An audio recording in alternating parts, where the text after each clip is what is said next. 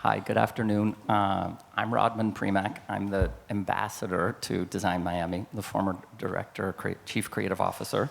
Normally, I'm introducing other talks, but I'm introducing myself for this talk, and it's a distinct pleasure to have on the stage with me this afternoon two great thinkers, designers, architects, visionaries from Paris, Odile Decq and Mathieu Lehanneur.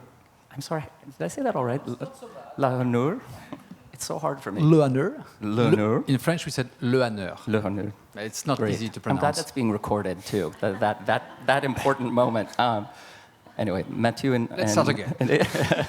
Mathieu and Odile have agreed to have a conversation today in thinking about Notre-Dame, this incredible calamity that we were all witnessed in April earlier of this year, and that obviously is of personal import as well, because both of you live in Paris, and it's also of international import. I think that there's a couple different ways of approaching the conversation, and I think maybe the best way to initiate it before we get into really speaking about the building and the meaning of monuments and how they should be restored or rethought after a calamity, or even their presence in our lives long term, is just to talk a little bit individually about your practices. Both of you are showing work at the fair this week, which we're excited about. Odile, you have this incredible pavilion here in Design at Large in Eric's show, and also work upstairs with your gallerist, Philippe Gravier. Mathieu, you have a really beautiful curio of a new body of work as well. So if you haven't seen it before, you can go and see these works after this talk. After the talk. Yeah, exactly. Not Or again after the talk, because you'll have a little more context from both of them. Odile, why don't we start with you a little bit? I think maybe a lot of people in this room know you. You've received the Golden Lion at the Venice Biennale of Architecture in, I think, 1996. More recently, the Jane Drew Prize in 2016, a Lifetime Achievement Award from Architizer, all kind of significant acknowledgments of your work. Let's see how this gets going. No. No, I didn't do Notre-Dame. That's it. Not yet. Let's go to, yeah.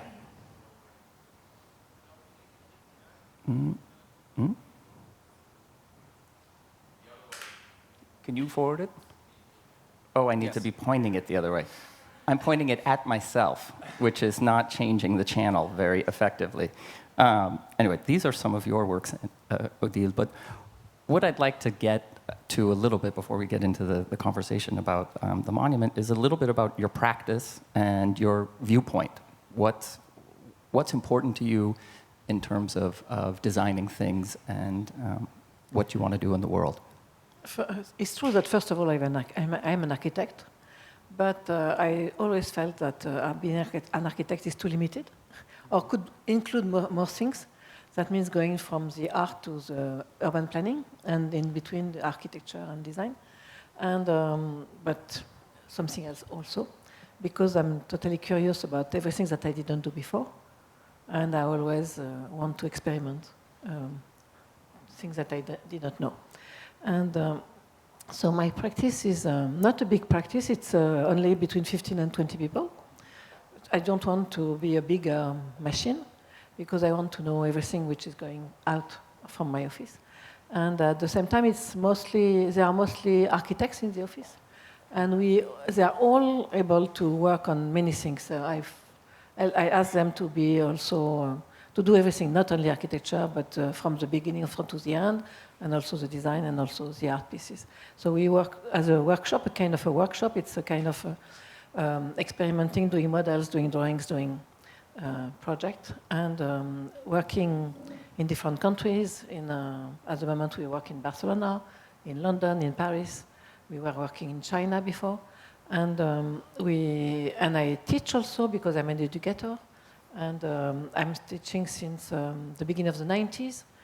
And I have directed a school, and I have launched my own school since 5 years. So, as I always say, that a week is 7 days, and every day is 24 hours, so it's enough for doing everything that I want to do. Also, within your practice, urbanism, there's a level of kind of also bigger planning. We've shown some images already of more contained thinking, I think, products and objects. But you've also been involved with, not just architecture, but even the bigger architecture of planning space and thinking about space. How important, how significant of an element of your practice is that thinking, sort of citywide, larger? I think it's citywide is important because it's a question of how living collectively, how to make people living together. It's really, but it's valid from the big scale to the small scale. Mm-hmm. The question of bringing people together, having them the possibility to have a nice life, to have a good life, and a comfortable life, and also the possibility to enjoy. And this is not just a question of functionality, this is not a question of practicality, this is more than that, giving a soul in our spirit in everything that we are doing. Because city is a place that will evolve a lot, will move a lot in the future. Because I don't think that the city will stay as they are today. As I always say to the people in my office and the students that if you think about the GPS, the way it changes your way or your vision of a territory, and the way you drive or you walk or you move inside the territory. So now, why not thinking back the other way, thinking from the GPS to design a city and a plan. That means that you can reach every point in the three-dimensional system, not only in plan, not only in horizontal and transversal, but also vertically. And it's really a new way of living. And when I think and I look at the people who are developing now the flying cars, the flying objects, etc., so we will live in the three dimension. So cities will evolve in that size, in that time, because it's not possible to continue to live like that because we are too much, I think, in cities that are sometimes boring, sometimes too clean, and sometimes I like, this is another video that, because I was discussing that yesterday when we were in the center of Basel, and I find it a little bit too clean. Like living in a little village, living in something like a dull city. And I like when a city smells, when a city has some rugosity, some asperity. It doesn't to be too easy. We have to have the possibility to travel, to find, to search for your way, to discover that you are human and not only a robot driven by a system or a machine. And I think it's important to think differently the city today. I invite you soon to visit me in Mexico City. You'll experience a lot of smells. I know New Mexico City. A lot of dirt and dust and yes. Things like that, for sure. Yeah. So thank you, Mathieu. You also, you're a very well-known figure right now. We've been seeing a lot from you. You've gotten a lot of recognition from Wallpaper and Surface and different magazines, and there's work, I believe, in permanent collections at SF MoMA, L'Arts Décoratif. Many museums around the world have collected your work, and you've done projects, big projects with brands as well, like Nike, Kenzo, Cartier. Audemars Piguet. Just another.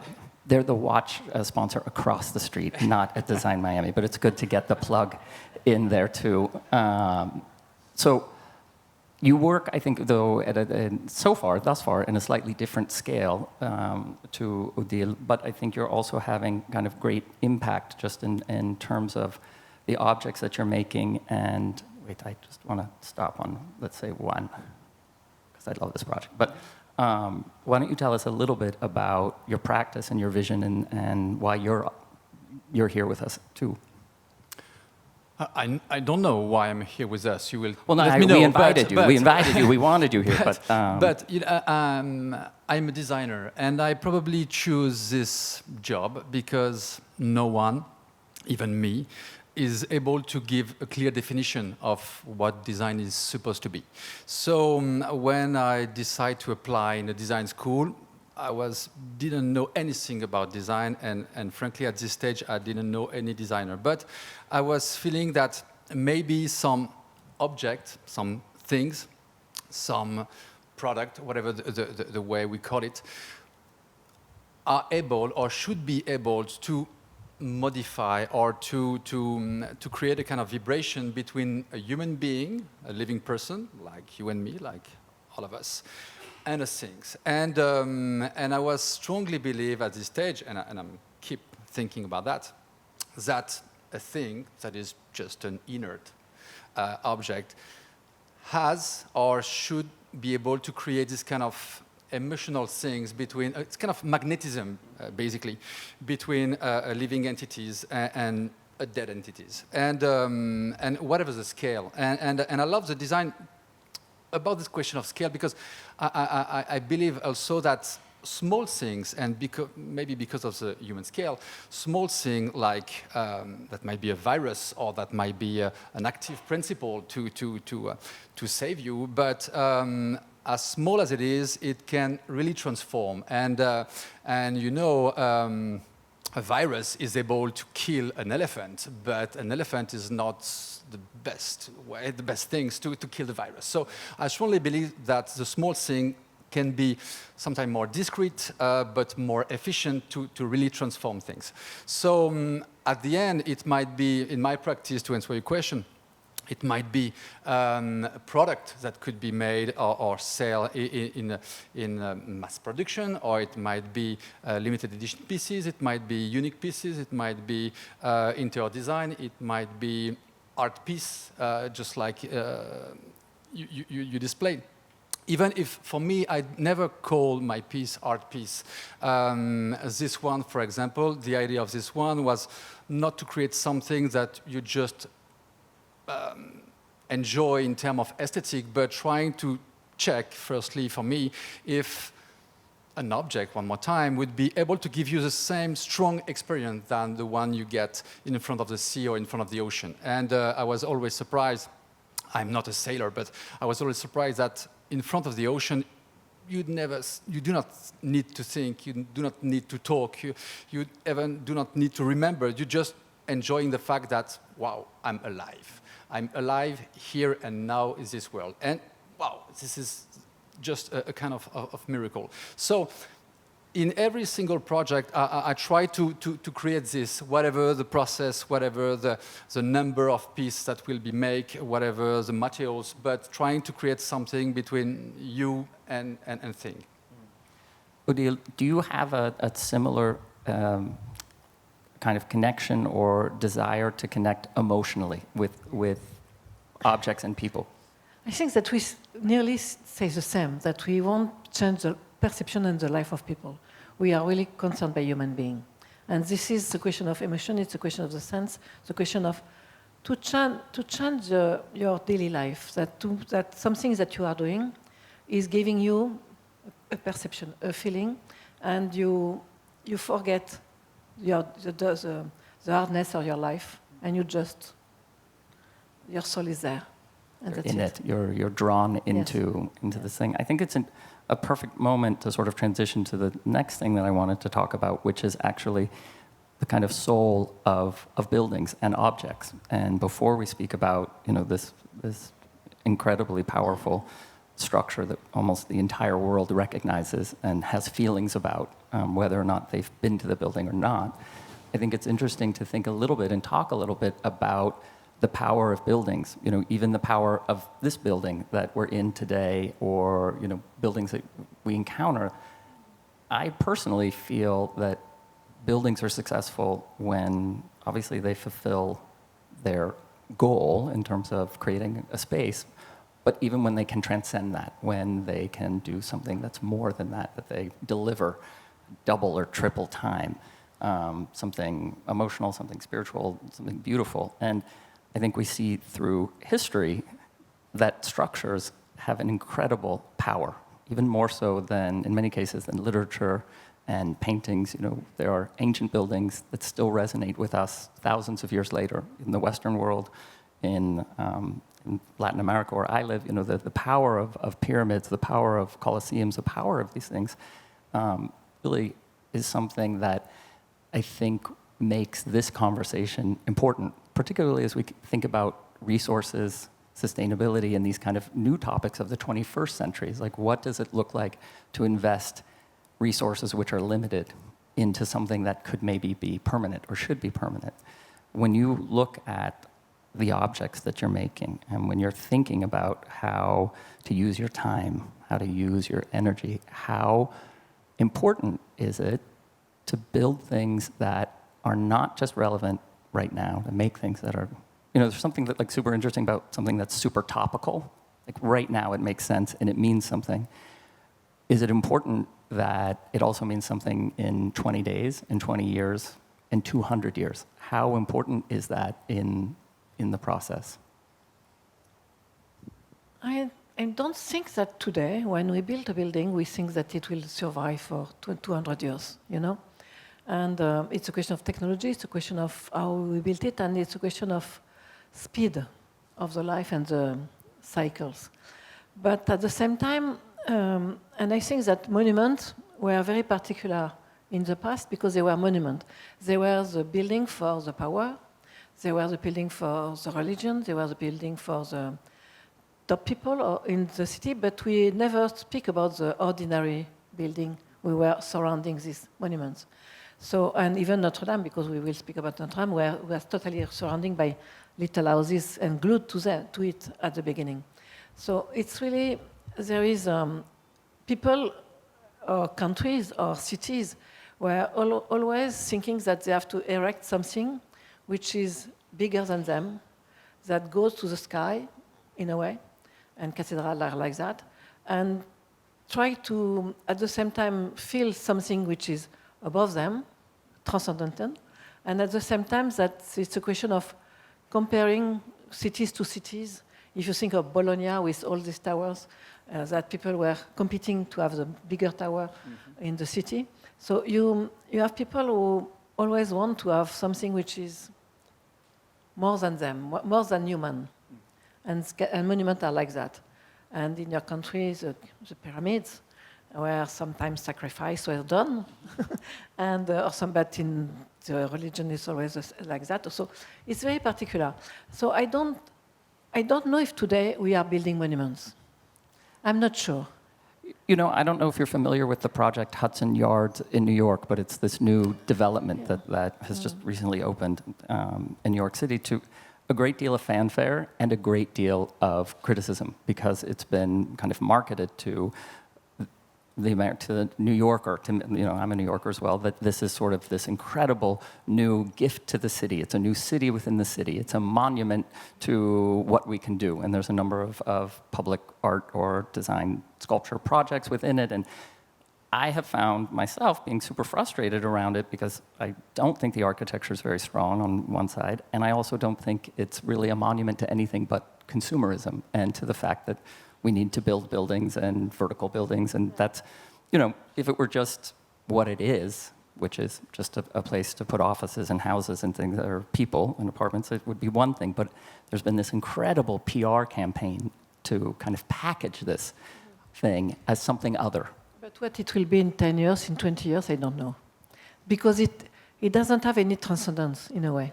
And this is so, maybe they believe today that it's a monument, but it's just a monument for some seconds. It's like a monument to cash. Like it's like a monument to the power of business and the power of development and the need for cities to become more vertical or whatever. And to me, it's sort of okay that that's what it is. But what's not okay is that it's trying to be packaged. And I don't think it's going to work because I think most people will look at it one time and say, okay, it's buildings. Whereas a real monument or a really special building does have something special. But when you speak about monument like that, you speak about the outskirt of the building. You speak about the object itself. And I strongly believe that building is not just an outskirt. It's not just an envelope. This is not just an object. It's something more. And it has to have more. Because this is a place for people to live, for people to work, for people to to do what they have to do. And we can't reduce a building to just an outskirt.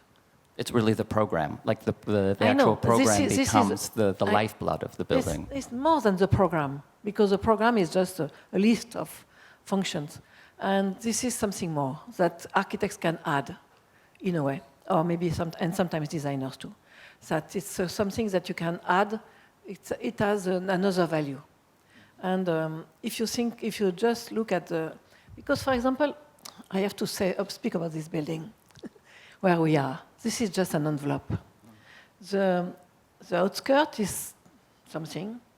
They experimented something by folding the metal, but inside we don't feel there is a difference between something like that and a warehouse somewhere else. So this is just a surface outside. So for me, it's not a monument. It's just a gesture. Yeah.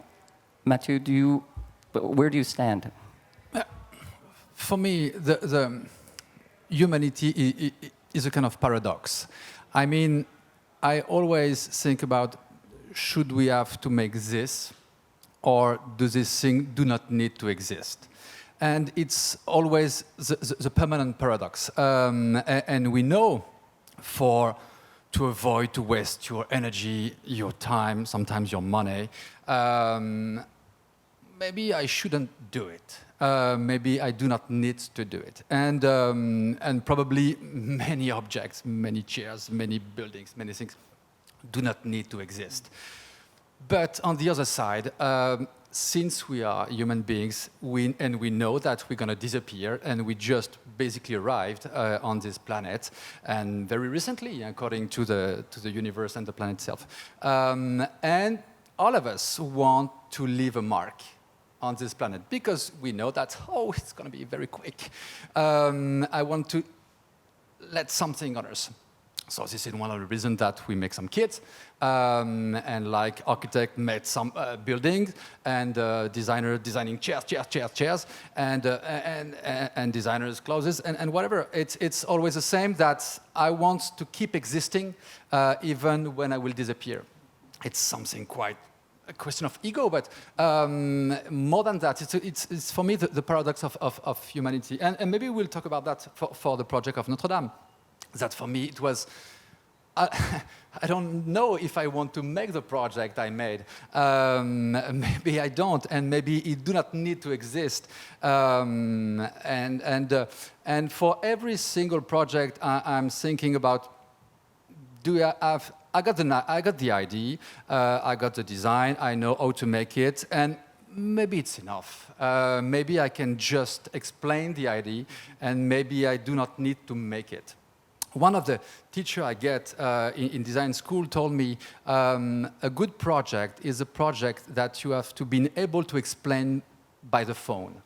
If you need to show it to your friends, to your mother, to a relative to explain it, it means the project is not strong enough. If you are able to explain your project by the phone, it means that, wow, you are able to explain by your words the idea. And sometimes it's enough.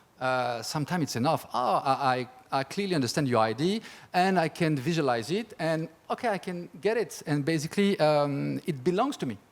And for a sustainable reason, but for any type of reason, I would like, maybe it's going to be my future, maybe I'm just going to write some ideas without spending my time and my energy and my team working on it.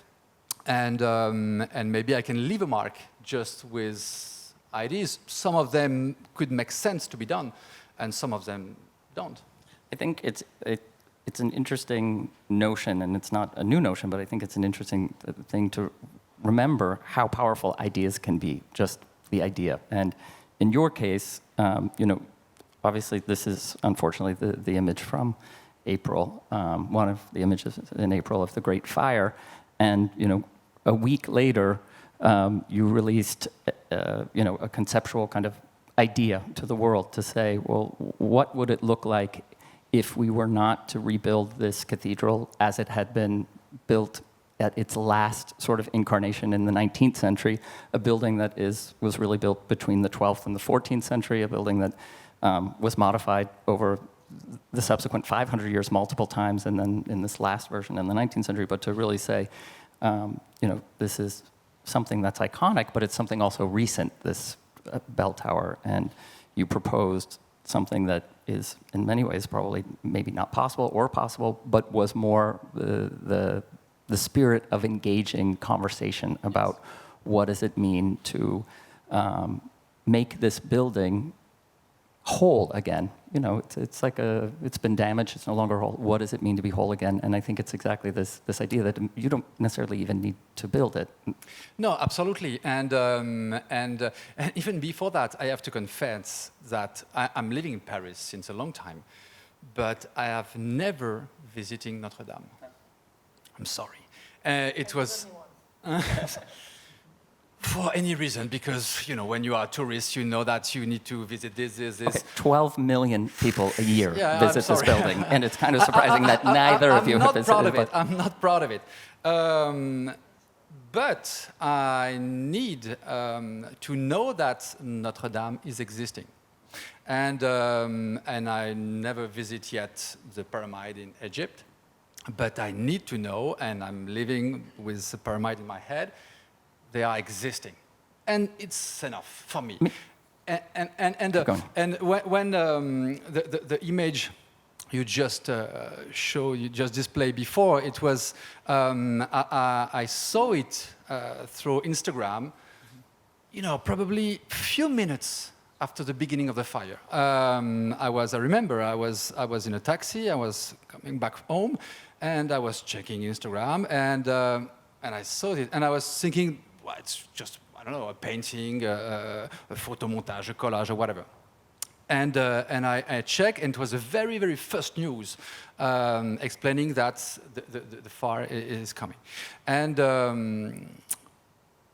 I was all the Parisian was absolutely, Parisians and French people and the globe. Everywhere, you know that.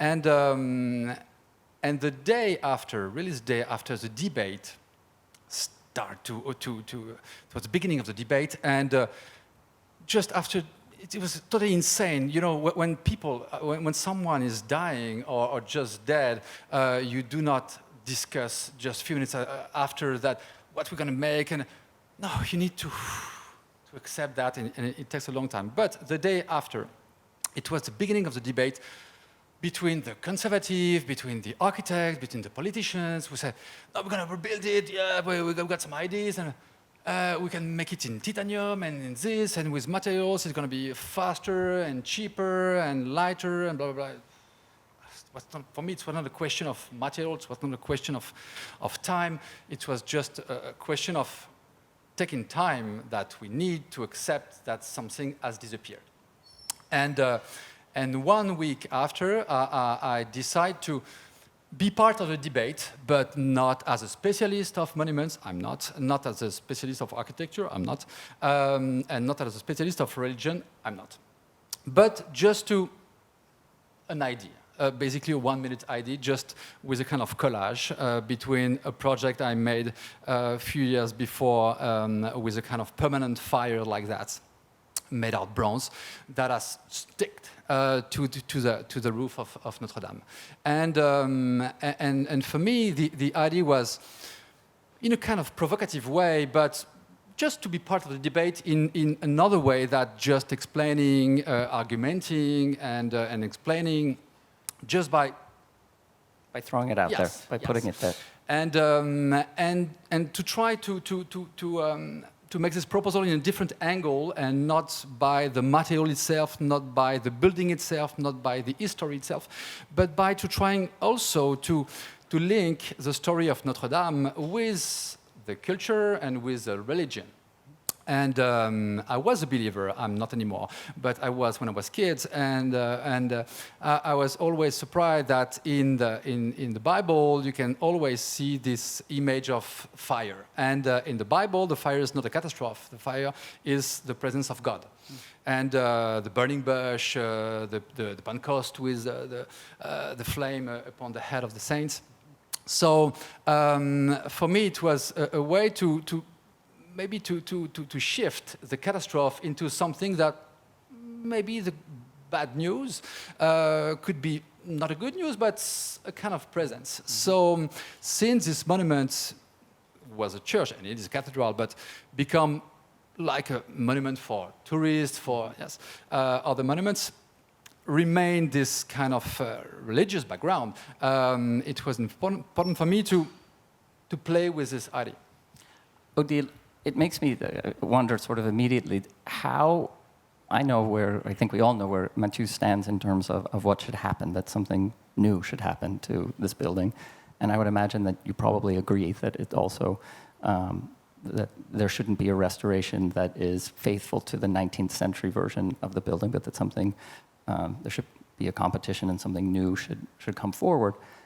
But I wonder, from your perspective, how important is the actual religious aspect of this building that has now become a place where 12 million people visit?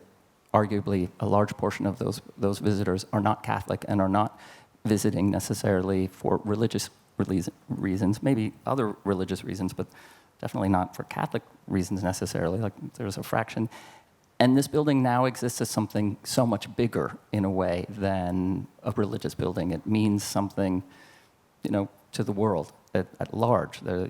As you were saying, like through Instagram, through the news, through this whole thing, and it was just this outpouring of grief about this building that probably also 90% of the people being affected emotionally about it also had never visited. But this idea of what Paris represents, what Europe represents, Western culture, Victor Hugo, the novel, like all of these things get sort of like wrapped into this idea of this building. When you start to think about that, what's your initial starting point to think about what should this building mean going forward? It's important to know, too, that if you go in Basel, in the center of Basel, there is a church which is an historical monument, an historical museum. So church could be something else.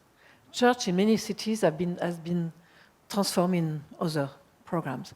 So the Notre-Dame has been, after the 18th century, after the Revolution, has been left up empty. It was a storage for something, and it was abandoned for many years. So it's not only a church in itself. It's not only a religion place. It's a place where people gather, where people can come, and it's a place where now mostly the tourists are coming, because as Mathieu, I went only once. I went only once, long time ago, in Notre-Dame. But what was moving me in Notre-Dame, it was not the church itself, it was the organon. Because when the organon, which is a huge organon, play in the cathedral, you have the skin goes, this is absolutely incredible. So, and I was very curious about if the organon was touched during the fire. It was my only fear. It was the organon, because of this feeling, listening to the organon. But at the same time, it's a very eclectic church in a way. It's not a pure church from. Before it was a temple, pagan temple. After that, a Roman church. After that, a Gothic church. This abandoned, and Viollet-le-Duc won a competition to invent a new Gothic way, his own Gothic way. So there is no reason to do something which is similar. Also, it could be something else for me, definitely. And if you think about but I was quite shocked. If it's true that it was a Monday, and on Tuesday morning at the radio, when I was having my breakfast, I listened to architects explaining what they will do. I was thinking, my God, so fast. These guys, men, especially men, they were all saying what they will do. And after 2-3 days, the magazine and the journalists came to me and said, we were listening only with men, now we want to have the point of view of a woman. And they came to me. I said, okay, now you think that women can have an opinion on that. But okay, no, it's just a joke, but it's important that journalists are reacting all of that, like that now. So thanks to that, I think that Me Too has done something, a little bit. But no, it's apart. I think that, but for me, it has to stay as a church, because you can't have, it's Notre-Dame. But, and it's for some particular event, some particular ceremony, some particular mass or whatever. And there is a church, there are priests there, and they can do what they have to do. I'm not a religion person at all. And so I don't think about that. But this is important to have this place. This is not only a place that everybody in the world, and it was very moving for me to realize that immediately the world was looking at that. Because during the fire, I received a lot of text message from all over the world saying, oh, what is happening? It's very moving. So I was like that, okay, it's a fire, but okay, it was moving other people than me all over the world. And so for me, I started to think that maybe it's important. At the same time, you have to know that in France, this is a 0 point for every kilometer on the roads. So it has a significance from that too. So this is a place which is central in the country. We are a centralized country, but it's a point. So this is important. So we have to do something. And what to do? I didn't propose anything because I was thinking this is not my task to do that now. If they organize a competition, maybe I will enter. But as I said from the beginning, and I'm not just reacting like that, I'm sure that at the end, maybe I will enter, I will do the project, but a man will win the competition. Well, because architecture... I will. Oh yeah, sure, I'm sure. It's not a question of because I'm a woman and a man. This is because we are in a man world. And because this man world is not stopping, especially in France, especially in Paris, especially in the architecture world, I will be very surprised if a woman will win that competition. So this is not the subject, but it's important to notice that. And because this is just, so if I do the competition, I will feel free because of that also. Because when you know that you will never win, you do as you believe, you trust in, and what happens doesn't matter. So this is the best way to think. And for me, this is a strong opportunity to create a new space also. Because there is this roof and the wood structure inside. So I don't believe that we have to rebuild a wood structure. Because if there are some people who say that we have to rebuild a wooden structure, I'm sure that as soon as we start to cut trees, everybody will complain all over the world. So this is impossible. So we have to do something else. And if you look back at some cathedral or some other church in France, as Reims, Strasbourg, Nantes, everywhere, they have been rebuilt in concrete, the structure in concrete, in steel, etc. Nobody has rebuilt that in wood. So there is no reason to rebuild that in wood. So if we rebuild that in concrete or in steel or other materials, that means that the structure will be lighter and remain volumes. There is a space inside. And this space could be used for something else.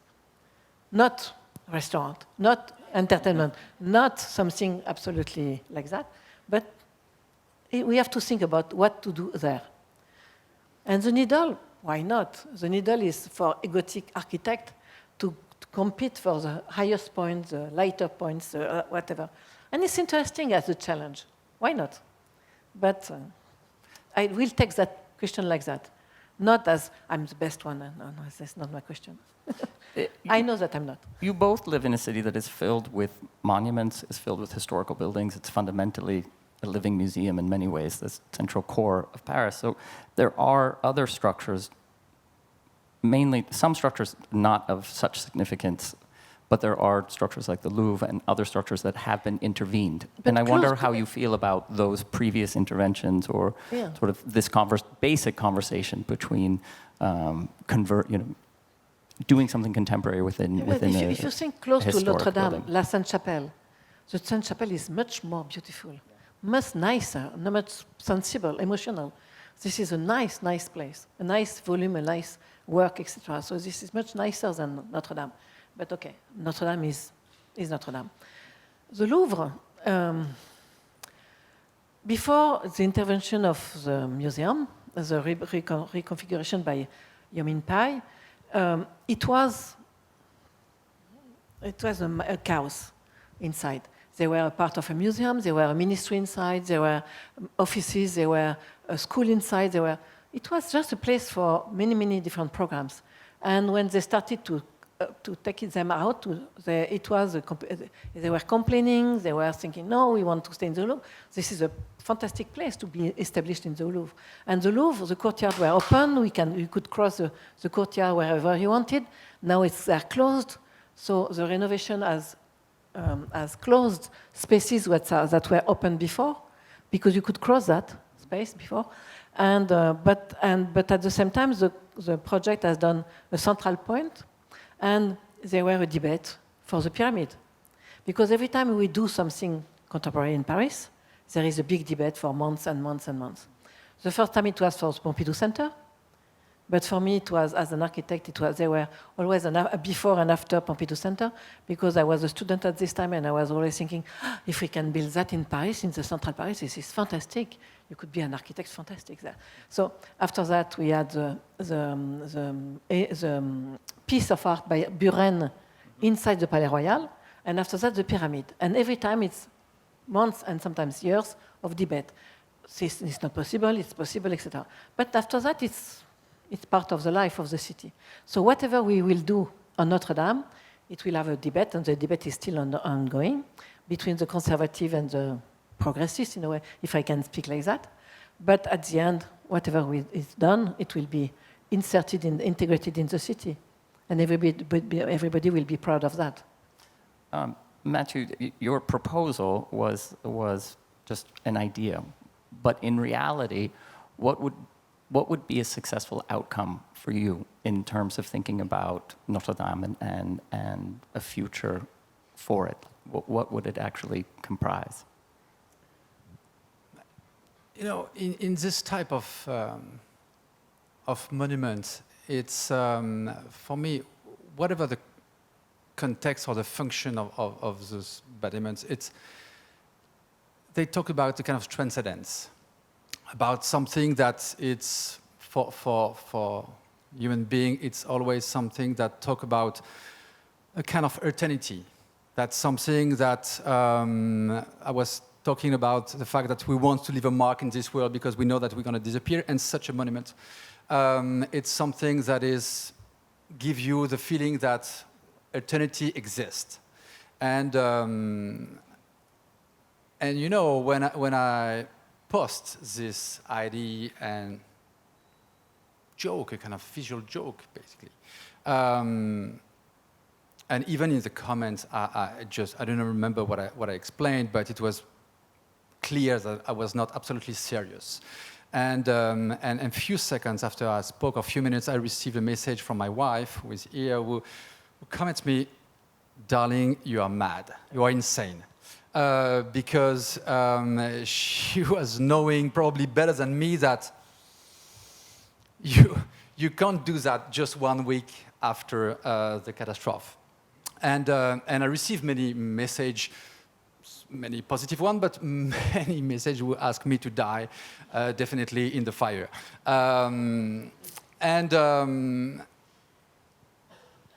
It was not a big surprise for me, but it was interesting to see that when something like that happened, we need time, just like when just some people die. But we need at the same time to think about what will happen after.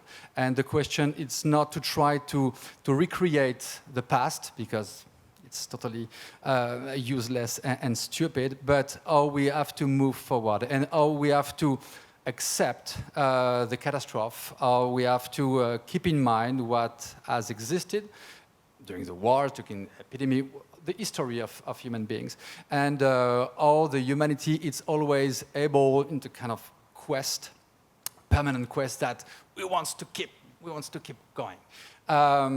So I don't know what will happen with this project, and I don't know if I will be part of the competition, probably not. And for me, the main question will be, who will decide about the final project? Because you mentioned the Buren artworks, you mentioned the pyramids, but at this moment it was the king of France, that we call president, but it's a monarch, who said, we're going to make it, and whatever the people want, I am the king, you know, so I do what I want. So we're going to make it. And today, in this period, we are living in a kind of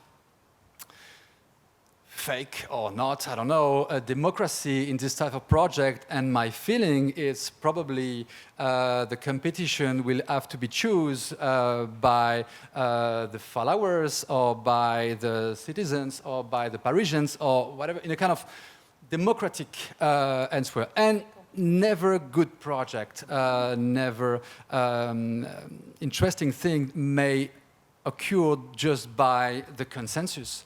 It's impossible, and it's mathematically impossible. So if we know in the beginning of the competition who will decide, maybe many people will decide, okay, I'm okay to play the game or I'm not. But my feeling it's going to be through the internet. I can imagine that the mayor of Paris asking to the Parisians, let's vote for the project you prefer, and people will see many projects, and a few seconds with the image will decide about the final decision. And probably I will say no, please. If it's like that, I will not go. No, no. For sure. I think If you think that Pompidou Center, it's a very good example for that, because it was an international jury with really good architects inside, and it was decided without any politician inside the jury. And they presented the result to the king, the president of the time. The king Pompidou. We always say this is the king. Okay, it's true. And he said, oh, the jury has decided that. Okay, but it was a jury. I don't like that, but I agree. So, and it's really clever to do that. And I'm not sure that today it will be like that. Never. I think we can hope for that, because that, We hope for that. you know, and still there's a great deal of controversy over the Pompidou. People like it or don't like it, but I think that that's part of the energy of the building, is the engagement with it, and it's not a meaningless building. It engages and it immediately makes people think about what's inside. One of the a good way, and you talked about Pompidou, and you know Pierre Paulin, the great designer, have been asked to do something in the Palais de l'Élysée in Paris. It was not the salon at the beginning. I do not remember what it was. And Pierre Paulin, who are more smarter than other ones, just said to the president, can I just design something for the salon? And be sure I will do not touch anything. I'm just going to leave it for months. And when you want to throw it away, you can do it. So I will do not touch the historical moldings. I will do not touch the floors, and just like a temporary installation. And it was very smart, because the king said, "Okay, let's do what you want," because it's temporary. And if people are not okay, no, it's temporary. You can do what you want. It's a game, okay? And the salon's still existing. It's still there. I wish we had an so image. maybe the good way for the competition will, if I was a king, if I were the king, I would say for the temporary, it just be a temporary installation on the roof of Notre-Dame. So people said, okay, it's temporary. Just let make it. Tour Eiffel exists by this way. Yeah. Tour Eiffel was not supposed to keep permanent. existing today. So it's always a good strategy to make things lasting forever. Maybe you guys should be hired by the government to just figure out how to do the competition. Maybe we'd end up in better hands than otherwise. But I think we've gone time-wise exactly where we're meant to go, and there might be questions in the audience about this topic, about some of the ideas expressed here. And I'm sorry to cut you. I think we could probably talk for a lot longer, but are there any questions? Sure. Do we have a microphone, Isabel? Yeah.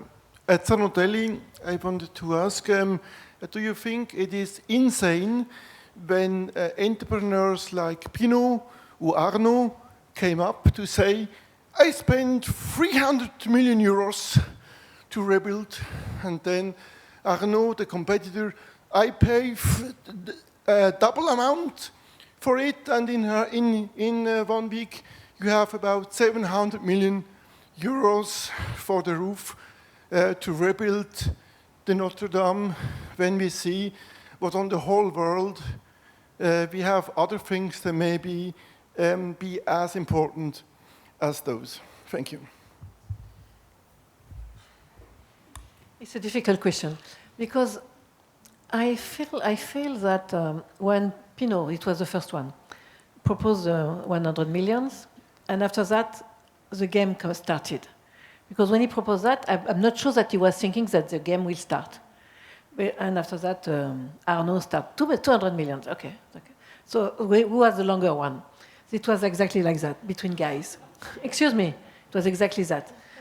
So now, but having all this money, it's important to rebuild Notre-Dame because the state has no money to rebuild it. The city has no money to rebuild it. Okay, why not having money from private fund, whatever. But maybe it's too much. And the question, I met one of the guys who is in charge in the Ministry of Finance because by hazard, and to organize what to do with money and how to manage that. And they are starting to think that what they can do with that, because they have the money now. So, and they have to do something. And you know, there are so many monuments in France and so many monuments in Paris, even that they need to be restored, to have work inside, etc. So why not using that money? For me, it's not insane. It's not insane. This is the time of today to do that. Because state and public have no money, and we know that. But I don't like the idea that when people were writing on internet that why not using that for the poor people? This is something else. If you want to have money for poor people, you do a fund for that. This one was for the building. I don't think that we have to mix. Yes, and if we, for me, the question is not the ego fight between billionaires, that it's their business, and I don't care about that. The question if do we have to spend a lot of money in this? The question, if you open this debate, I mean, do we need to spend money, or do Basel need to spend money to buy one more chair that is empty, basically? Maybe the price of this chair could be more useful if you use it to buy, probably, I would say, 100 sandwiches for poor people. And do you need to get these shoes? Maybe you get other shoes. Maybe you can use the money for those shoes to use and to give. So, yes, in the perfect world, I don't know if it would be perfect actually, but in a rational world, we will always compare everything with everything, and just thanks to your own ethic, decide to. But we are not like that. When I say we, I mean the human beings. We sometimes are very conscious about sustainability, and the day after you're riding your Range Rover over the country, and one day you are very moved by something, and the day after you don't care, you leave, fuck you up, poor people, you had to work. It's a permanent paradox that we are. So and here in Art Basel, can imagine, to spending millions just for canvas, yes, just painting and canvas, yes, but this is absolutely useful because this is beyond me. This is beyond my own life. This is beyond my own rationality. Yes, but it's too expensive. Yes, but what is the price of being beyond my own rationality and beyond my own life? So it's impossible just to try to compare, just like a mathematician would do. We are not like that. We are always after dealing between rational and irrational, between surrealistic and realistic. So of course it's insane. The amount of money are insane, but for the pyramid in Egypt, I can hardly imagine, but it's probably cost a lot to build these huge things, and what for? Just to bury one or two people inside. It's totally crazy. But it's definitely useful for humanity to feel that we're gonna die, but something will remain. And wow, it's priceless that keeping this in mind. Thank you. Is there another question? Someone outside. Someone outside Someone seemed outside to was raising his hand. for the tramway. I don't think that was a question. Here in front, please, with the blue jacket. Thank you. Hello, I'm Anya. I just wanted to sort of ask a follow-up question to that.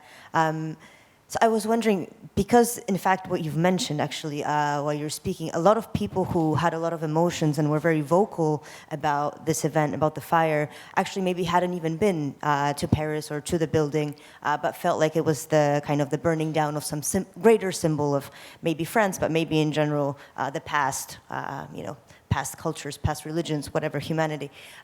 But so a lot of people actually engage with the event or with photos that don't pertain to the event, actually. And so I was wondering, when you are designing, are you thinking, maybe you're designing for a particular brand, but in this age of kind of sharing constantly, whether it is Instagram or online, in this age of sharing, a lot more people engage with your work than actually interact with the work, or then actually interact with the product or interact with the brand.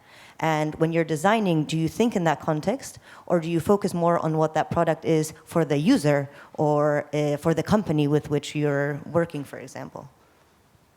For me, I'm always trying to design the project, whatever the type of project it is, just like when you are in the street and you are just seeing a person or meeting a person. I mean, you are in the street and you're going to meet thousands of people in a day. And some of people will catch your attention for a nanosecond. And for any reason. Because the way they're dressed, the physical aspect, for magnetism and something. And after that, maybe you're going to start to discuss with, and you're going to learn about the person, and maybe you're going to spend one night with, and if the night is good, you're going to spend 1 week with, and maybe a lifetime with, and it's all the nights were good, and days for sure, and I try to design the object in the same way. I mean, when you design a glass or a stool, or shoes, you get a wide collection of projects you can choose, but you need to design it just to catch your attention for nanoseconds. And after that, you need to make it smart enough to be able to give you something more. Otherwise, just think, okay, interesting, well, I don't care. And the day after, it needs to bring you something more. And just like a kind of layers. So just to give you an example about this project, I make it like a collage with a very big flame. If it would be built, I would probably put the flame smaller. But my idea was to catch your attention, to be part of the debate.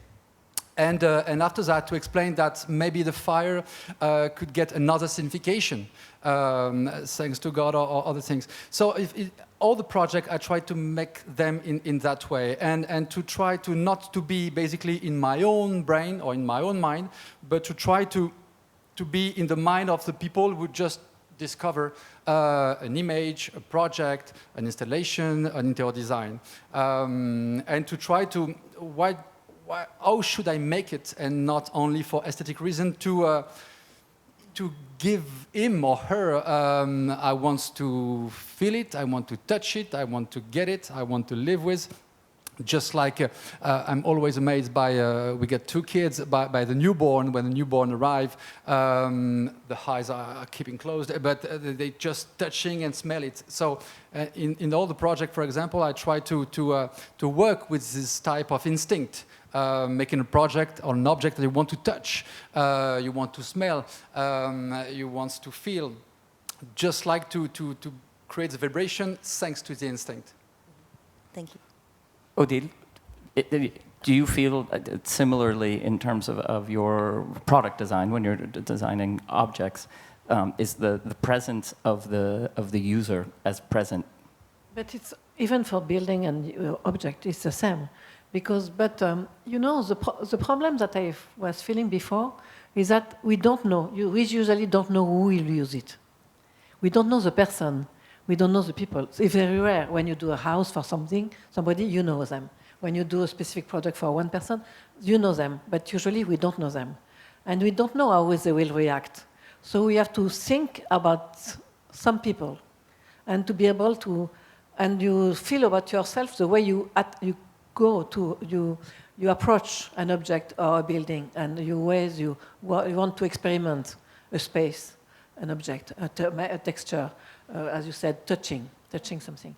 And it's really important because this is feeling with your sense, not just being an abstraction, and sometimes architecture is too much an abstraction, and this is just how to feel it and to really with your body, your own body, and it's not so easy. But we have to bring this conversation to a close, unfortunately, but I've really enjoyed it. I've learned a lot. I hope our audience has enjoyed it and learned it, and I thank both of you for being here this afternoon. And I hope that you guys will take a moment to see their projects in the fair. We're really proud of them and very excited that they're here with us and that you both are here with us today. Thank you. Thanks very much.